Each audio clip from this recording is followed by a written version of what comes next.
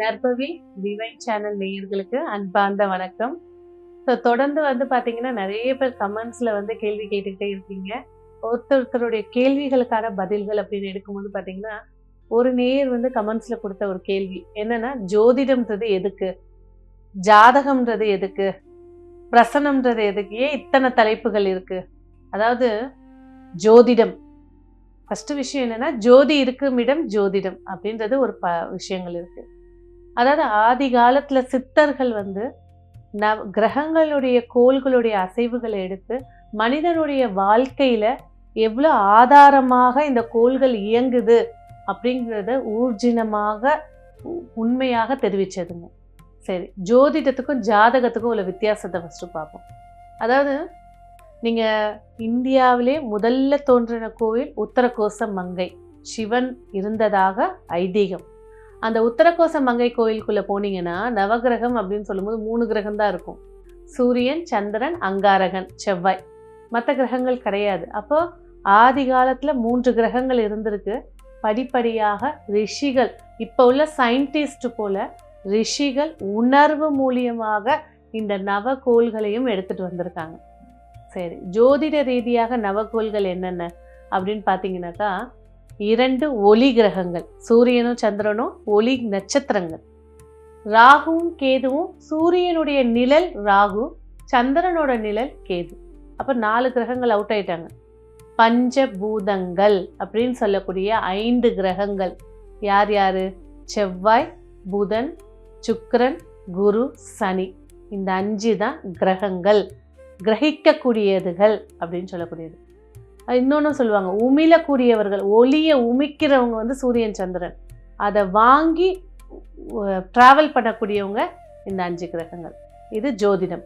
ஜாதகம்னா என்னன்னு பார்த்தீங்கன்னாக்கா, ஒரு தாயுடைய கர்ப்ப வாசல்லேருந்து ஒரு குழந்தை வெளியில வர்றது. அந்த காலத்துல நார்மல் டெலிவரி இருந்துச்சு. தலை தெரிஞ்ச உடனே குறிச்சிடுவாங்க டைமிங்க.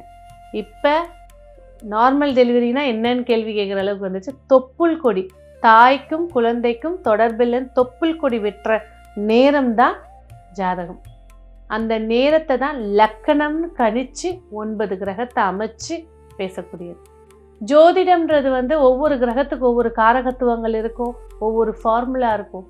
ஆனால் ஜாதகம்ன்றது என்னன்னா, ஒரு குழந்தை பிறக்கும்போது தான் செய்த கர்ம புண்ணிய பலனுக்கேற்ற 9 கிரகங்கள் அமர்ந்திருக்கும். ஆனால் ஒரே நல்ல நீங்கள் சேலஞ்ச் எடுத்துக்கலாம், ஒரு ஜாதகம் போல இன்னொரு ஜாதகம் அமையாது.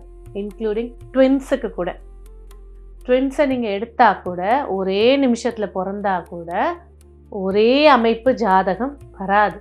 ஒரு செகண்டில் ஒரு புள்ளியாவது கடந்திருக்கும்.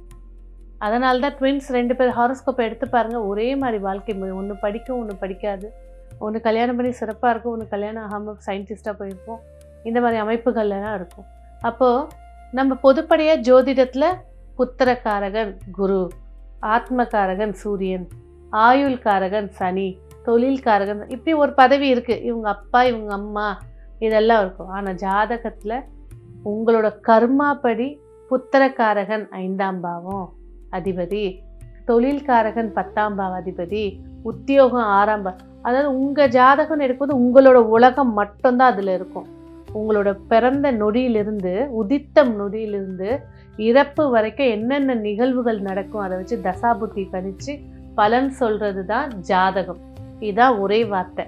அப்போது தனிப்பட்ட முறையில் நான் ஜெயிக்கணும் அப்படின்னா எந்த தெய்வத்தை கும்பிட்றது, நான் வளரணும் எந்த தெய்வத்தை கும்பிட்றது, நான் கடன் அடைக்கணும் என்ன செய்கிறது, இது வழிபாடுகள். இன்னொரு விஷயம் என்ன, இந்த தசாபுத்தி நடக்குது, கேர்ஃபுல்லாக இருங்க.